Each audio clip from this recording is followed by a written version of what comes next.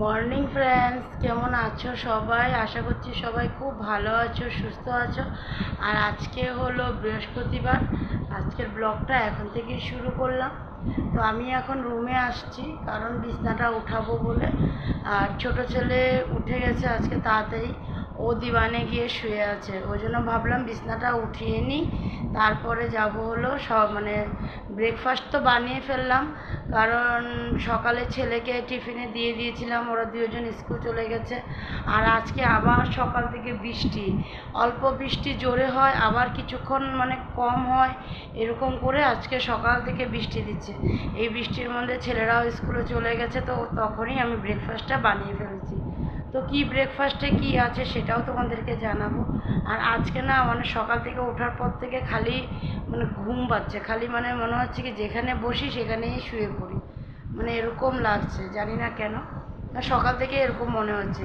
আর weather এরকম হলে না এই এইরকম মনে হয় আমার তো প্রায় ওয়েদারটা এরকম হলেই কেন জানি প্রায় ঘুম ঘুম ঘুম ঘুম এরকম থাকে। মানে কি করবো আর, এরকম পাই আর কি। তো ওই জন্য এখন আমি বিছনাটা উঠাবো, তারপরে চলে যাব রান্নাঘরে।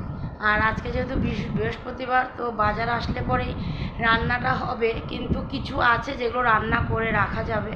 তো দেখি কি তোমাকে কি দেখাবো তোমাদেরকে, যে কী কী রান্না আছে করার মতন। তো সবই দেখাবো। তো চলো আগে রুমটাকে গুছিয়ে নিই, বিছনাটাকে উঠিয়ে নিই। বিছানাটা উঠানো হয়ে গেল, কিন্তু রুমটা পুরো গুছানো হলো না। কেন সেটাও দেখো। এদিকে দেখো তোষক আছে, তোষকটাকে ঢোকাতে হবে। তো এটা সোফার উপরে রাখা আছে, তো সোফাগুলোকেও ভালো করে গুছাতে পারলাম না। আর তোষকটা ওই যে স্যাররা আসছিল, তখন বলেছিলাম উপরে বিছনা করেছিলাম, তো ওই জন্য আর কি এটা উপরেই ছিল।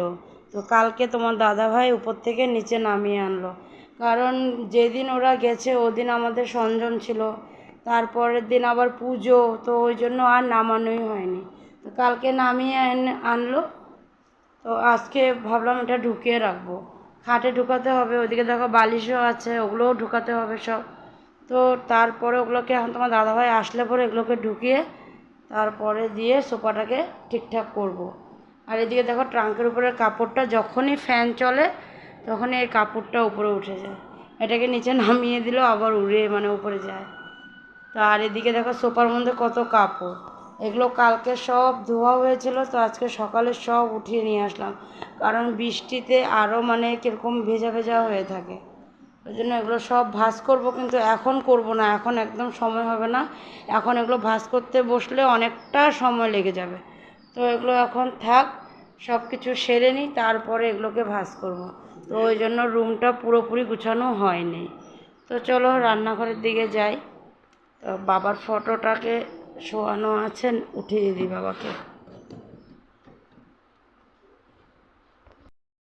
বাবাকেও উঠিয়ে দিলাম, চলো যাই। হ্যাঁ, সকালের জলখাবার খেয়ে চলে আসলাম, দুপুরে রান্নাটা চাপিয়ে দিলাম। আর বলেছিলাম সকালে ব্রেকফাস্টে কী আছে সেটা তোমাদেরকে বলবো, তো সেটা আর বলতে পারিনি। এদিকে দেখো বিনস আর আলু ভাজি অল্প আছে, এটাই করেছিলাম ভাজি আর রুটি। তো বলতে পারিনি কারণ মোবাইলের কিছু একটু ডিস্টার্ব হয়ে গেছিলো, যার জন্য আমি ভিডিও করতে পারিনি। পরে অনেকটা সময় লেগেছিলো ঠিক করে, তারপরে আবার ভিডিওটা করলাম। তাই আর কি সকালে ব্রেকফাস্টটাই দেখাতে পারিনি। তো দেখো পেঁয়াজ বাটলাম, কারণ কালকে পেঁয়াজ বাটবো বলে তো আর বাটাই হয়নি, ওই জন্য আজকে সকাল সকাল বেটে ফেললাম। আর অল্প মাছের ডিম আছে, ওটাকে একটু পেঁয়াজ কাঁচা লঙ্কা দিয়ে ভাজি করে রেখে দেবো। আর এদিকে মাছ আছে, তো মাছটা বানিয়ে ফেলবো। তারপরে বাজার থেকে বাবা বলল কিছু নিয়ে আসবে তারপরে রান্না করতে, তো ওই জন্য আমিও ভাবলাম তো ঠিক আছে, ডাল আর মাছ আর মাছের ডিমটা এ কটা করে রাখি। এ কটা করে রাখলে পরে যেটা আসবে শাক আসুক বা সবজি আসুক, তো ওটা বানিয়ে ফেলতে পারবো। যার জন্য আর কি আমি ভাবলাম তো যে কটা আছে ও কটা করে ফেলি। তো এদিকে দেখো এক সাইডে ভাতের জলটাও বসিয়ে ফেললাম। তো পেঁয়াজ আর কাঁচা লঙ্কাটাকে দেখো দিয়ে দিলাম তেলের মধ্যে, কারণ ডালও সোমবার দেওয়া হয়ে গেছে। এখন মাছের ডিমটা করে নেব, মাছের ডিম করে তারপরে মাছটা করব।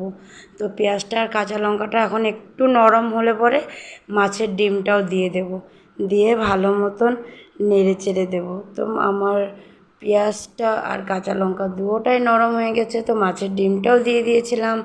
আর দেখো ভালো মতন ডিমটাকে পেঁয়াজ কাঁচা লঙ্কার সাথে মিশিয়ে দিলাম, আর নুন হলুদ দিয়ে নিয়েছি। তো এখন এটাকে নামিয়ে রাখবো।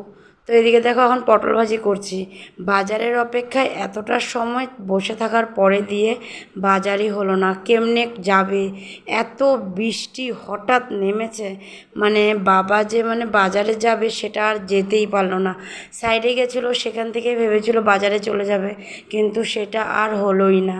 তো একেবারে বাবা চলে আসলো প্রায় 1টা বাজে, তখন বাবারা যখন চলে আসলো তো বাজার কিছুই হয়নি। তো ওই জন্য আর কিছু করারও নেই। তো পুরো ওয়েদারটাও খারাপ হয়ে আছে, তো কী করবো? ওই জন্য ঘরে অল্প পটল ছিল, তো পটলটাই আমি একটু কেটে নিলাম, এখন ভাজি করে নেব। পাপাকে বললাম, তো বাবা বলছে করে নাও।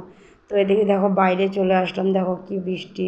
এখন তো তাও বৃষ্টিটা একটু কম আছে, মানে বাবাও ঘরে ঢুকেছে আর বৃষ্টিটাও কম, মানে কম হয়ে গেছে। আর এদিকে দেখো মা ঘর মুছছে, মা ঠাকুর দেওয়া হয়ে গেছে, নেমে চলে এসেছিলো।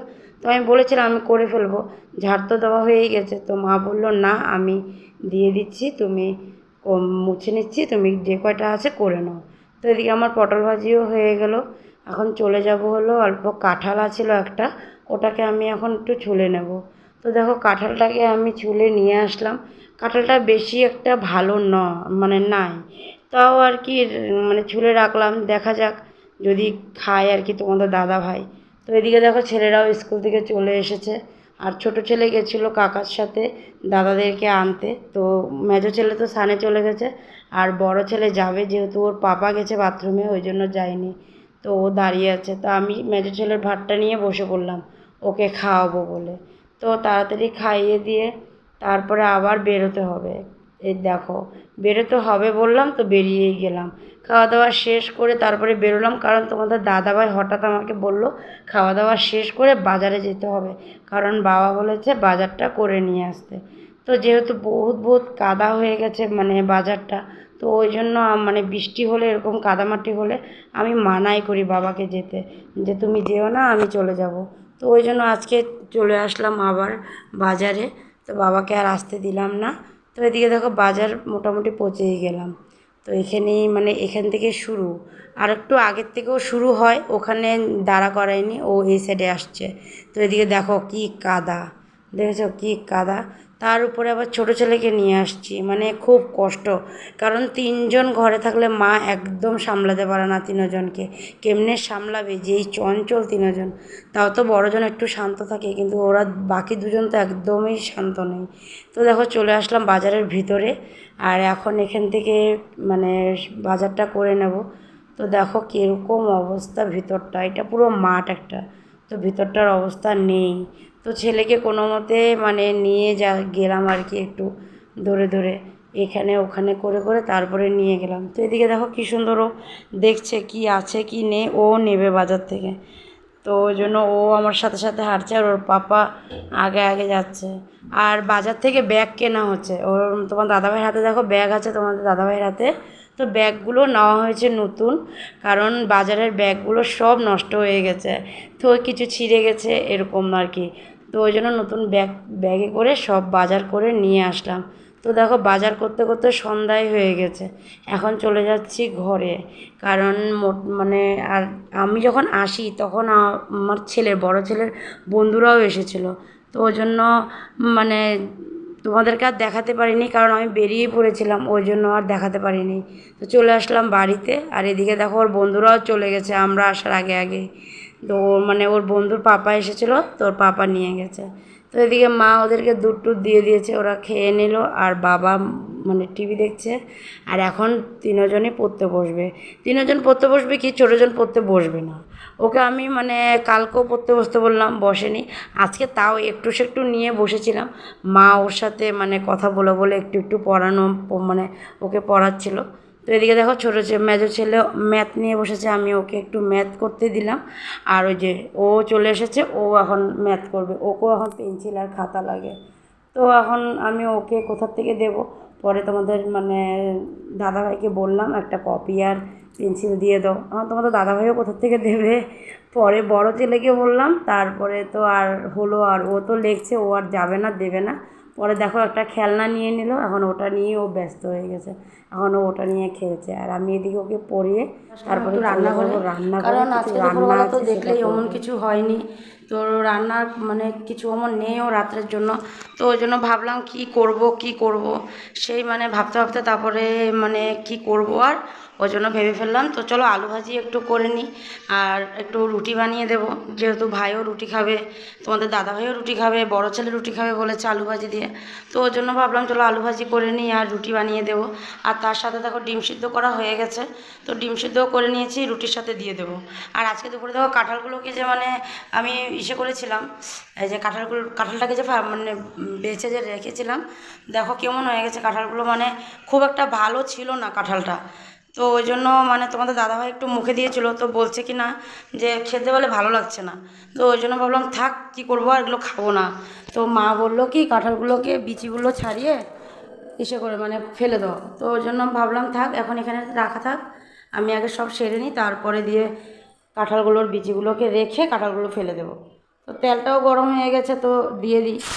দেখো তেলটা পুরো গরম হয়ে গেছে।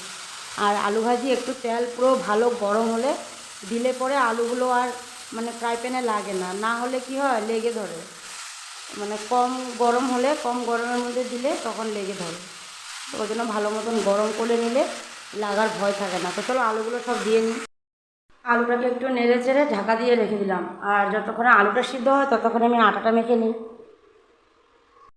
আটা মাখা হয়ে গেল, কিন্তু আলু ভাজি এখনও হয়নি, আর একটু লাগবে সময় হতে। তো আলু ভাজিটা করে তারপরে মেজো ছেলেকে নিয়ে বসবো, ওকে ভাতটা খাইয়ে দেবো। তারপরে তো ছোটো ছেলে বড় ছেলে আছে, আর বড় ছেলে তো রুটিই খাবে, তো ছোটো ছেলেকে নিয়ে বসে পড়বো।